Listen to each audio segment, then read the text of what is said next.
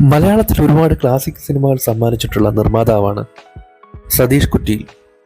ഇപ്പോൾ അദ്ദേഹം രസകരമായൊരു കഥ പറഞ്ഞുകൊണ്ട് എത്തുകയാണ്. കാക്കയ്ക്കും പൂച്ചയ്ക്കും കല്യാണം, കിണ്ണം കെട്ട കള്ളൻ എന്നീ സിനിമകളുടെ നിർമ്മാതാവായിരുന്നു ഇദ്ദേഹം. കാക്കയ്ക്കും പൂച്ചയ്ക്കും കല്യാണം എന്ന സിനിമ ഒരു പരാജയമായിരുന്നു. അതിനുശേഷം ആ സിനിമയുടെ തിരക്കഥാകൃത്തും സംവിധായകനും ചേർന്ന് അടുത്ത സിനിമ സൗജന്യമായി ചെയ്തു തരാം എന്ന് പറയുകയായിരുന്നു.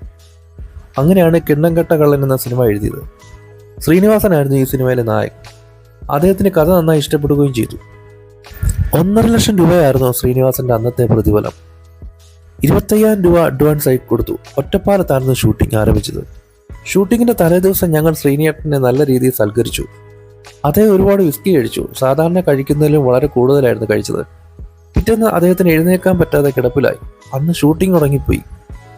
അദ്ദേഹത്തിന് അത് വലിയ വിഷമമായി. എന്നാൽ സാരമല്ല, ഒരു ദിവസത്തെ ഷൂട്ടിംഗ് അല്ലേ മുടങ്ങിയുള്ളൂ എന്ന് ചോദിച്ചുകൊണ്ട് നിർമ്മാതാവ് ആശ്വസിപ്പിച്ചു. എന്നാൽ അതൊരു ദൈവാനുഗ്രഹമായിരുന്നു. കുറച്ച് ദിവസങ്ങൾക്ക് ശേഷം ശ്രീനിവാസൻ സ്ക്രിപ്റ്റ് ഒന്ന് കാണണമെന്ന്, അതൊന്ന് കൊണ്ടുവരണമെന്ന് ആവശ്യപ്പെടുകയായിരുന്നു. ഞങ്ങൾക്കത് വലിയ രീതിയിൽ സന്തോഷമായി. കാരണം ശ്രീനിവാസനെ പോലെ ഒരാൾ സ്ക്രിപ്റ്റിൽ ഇടപെട്ടാൽ അത് വലിയ ഒരു സംഭവമാണ്.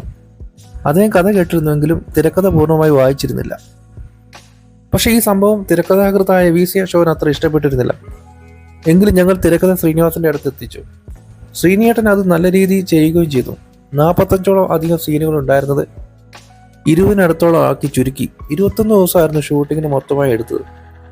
29 ലക്ഷം കൊണ്ട് സിനിമ പൂർത്തിയാക്കുകയും ചെയ്തു. അങ്ങനെ വിസ്കി കഴിച്ച് ശ്രീനിവാസൻ കിടപ്പിലായത് എനിക്ക് ഭാഗ്യമായി എന്നാണ് ഇപ്പോൾ നിർമ്മാതാവ് പറയുന്നത്.